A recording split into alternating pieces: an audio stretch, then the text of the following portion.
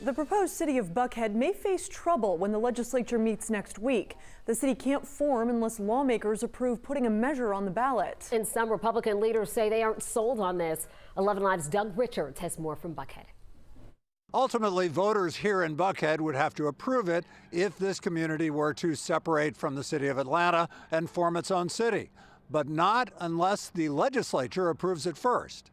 Signs of approval are easy to find in Buckhead, where the cityhood movement has spent ample money to separate this wealthy neighborhood from the rest of Atlanta, ostensibly because of Atlanta's crime surge. But inside the state capitol, it's a somewhat different story.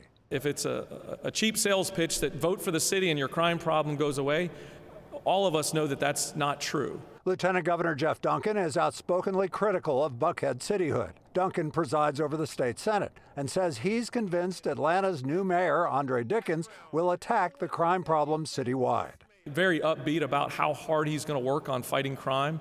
He's earned the right to be the mayor of this city, and he certainly, in my opinion, earned the right to go do what he said he was going to do. Duncan can't block Buckhead cityhood alone, but House Speaker David Ralston could do that by simply letting the bill die without a House vote. Cityhood bills typically pass only with support from hometown lawmakers, but no lawmaker living in Buckhead supports the cityhood bill. At the end of the day, what we do will set a precedent.